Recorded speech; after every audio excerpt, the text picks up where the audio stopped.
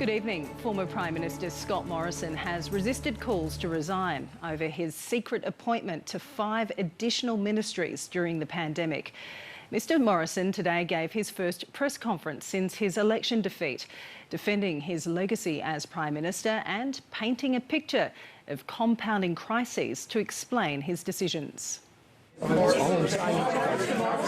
Scott Morrison fronting the cameras for the first time since the May federal election. Why didn't you tell us, Mr Morrison? And mounting a defence of his actions as he resists calls to quit Parliament. As we sit here now in the relative calm seas, or perhaps from the safety of the shore, and we look back at a time which was a raging tempest, people can be led to make judgments out of context. But the context was very real. The former PM insisting he had to take on the 5 ministries because of the unprecedented challenges posed by the pandemic. As Prime Minister, only I could really understand the weight of responsibility that was on my shoulders and on no one else.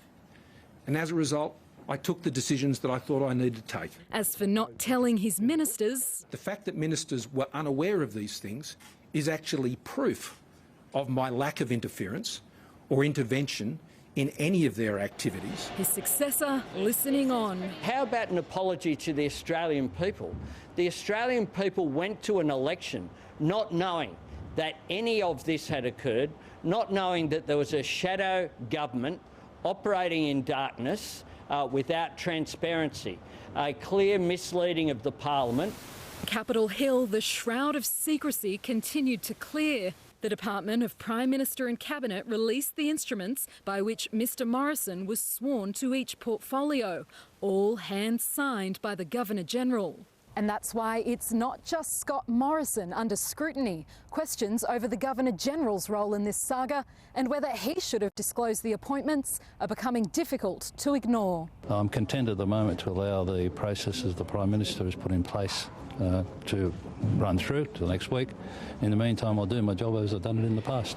Government backbencher Julian Hill said his position could be untenable, but senior government figures are reluctant to weigh in. I take a different view. The Governor-General acts on advice, always have. I have no intention of undertaking any criticism of the Governor-General. But constitutional experts say the Governor-General does have agency. The Governor-General's not an automaton. They can push back a bit. They can query what the Prime Minister has told them. They can give wise counsel and recommend, perhaps Prime Minister, it might be better to do things in a more transparent way or to consult your cabinet, etc.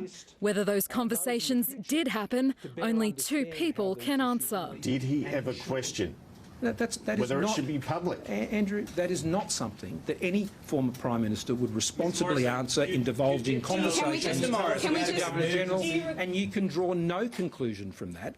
You can assert nothing about that. You can impugn nothing about it, because if you did so, then you would be an error. As for Mr Morrison's next move... Will you resign over this? Well, of course not. His friends standing by him... The calls for everyone to resign if we're not happy with the decision that has been made, I think is a little over the top. His foes... Diabolical and dictatorial behaviour. Not ready to relent. All the best. Thank you. Claudia Farhart, SBS World News.